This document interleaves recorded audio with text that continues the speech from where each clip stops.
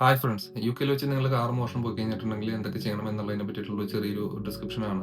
Every 4 മിനിറ്റ്സിൽ ഇവിടെ ഒരു car മോഷണം പോകുന്നുണ്ടെന്നാണ് എൻ്റെ കാർ പോയതിന് ശേഷം എനിക്ക് മനസ്സിലാക്കാൻ പറ്റിയത്.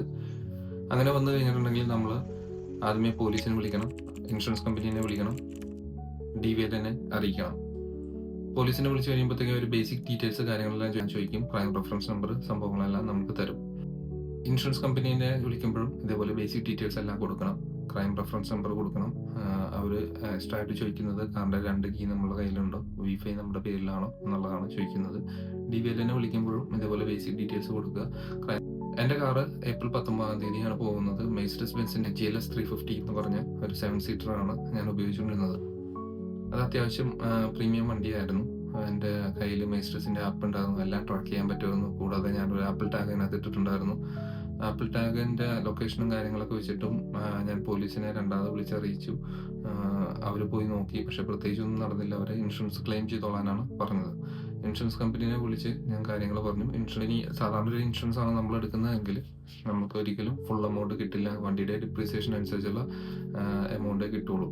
എനിക്ക് ഏകദേശം ഒരു 72% ആണ് കിട്ടിയത്. അപ്പോൾ പക്ഷേ എനിക്ക് ഗ്യാപ്പ് ഇൻഷുറൻസ് എന്ന് പറഞ്ഞിട്ടൊരു ഇൻഷുറൻസ് ഉണ്ടായിരുന്നു. അപ്പോൾ എന്താണ് ഗ്യാപ്പ് ഇൻഷുറൻസ് എന്ന് പറഞ്ഞിട്ടുണ്ടെങ്കിൽ നമുക്ക് ഈ ബാക്കി വരുന്ന 28% തന്നത് ഗ്യാപ്പ് ഇൻഷുറൻസ് കമ്പനിയാണ്. ഇതിന് കൂടുതൽ എമൗണ്ട് ആവുമെന്ന് വെച്ച് കഴിഞ്ഞാൽ കൂടുതൽ എമൗണ്ട് ഒന്നും ആവില്ല. സാധാരണ ഇൻഷുറൻസ് എന്നൊക്കെ പറയുന്നത് 800 തുടങ്ങിയിട്ട് 1500 വരെയാണ് പൗണ്ട്സ് ആണ് ഒരു ആനുവലി നമ്മൾ കൊടുക്കുന്നതെങ്കിൽ ഗ്യാപ്പ് ഇൻഷുറൻസിന് 2 ഇയേഴ്സിനൊക്കെ ഒരു 200 പൗണ്ട്സ് ഒക്കെ ആവുള്ളൂ. അപ്പോൾ ആക്സിഡൻറ്റോ മോഷണമോ അങ്ങനെ എന്തെങ്കിലുമൊക്കെ നടന്നു കഴിഞ്ഞിട്ടുണ്ടെങ്കിൽ വണ്ടിയുടെ ഡിപ്രീസിയേഷൻ വാല്യൂ കഴിഞ്ഞിട്ടുള്ള എമൗണ്ട് ഗ്യാപ്പ് ഇൻഷുറൻസുകാരാണ് പ്രൊവൈഡ് ചെയ്യുന്നത്. വണ്ടി പോവാതിരിക്കാൻ വേണ്ടി നിങ്ങൾ ഇനി എന്തൊക്കെ നോക്കണം എന്ന് വെച്ച് കഴിഞ്ഞിട്ടുണ്ടെങ്കിൽ സ്റ്റിയറിംഗ് ലോക്ക് ഉണ്ട്. ഇത് ഹാൽഫോർട്സിൽ നിന്നൊക്കെ വാങ്ങാൻ കിട്ടും. 39 പൗണ്ട്സ് ആണ് സ്റ്റിയറിംഗ് ലോക്ക് ചെയ്യുക. പിന്നെ ഫാരഡെ പൗച്ച് എന്ന് പറഞ്ഞൊരു സംഭവമുണ്ട്. ഇതാണ് ആ സാധനം. ഇത് കീ നമ്മൾ ഇതിനകത്ത് ഇട്ടിട്ടുണ്ടെങ്കിൽ കീയുടെ സിഗ്നൽസ് ഒന്നും പുറത്തേക്ക് പോവില്ല.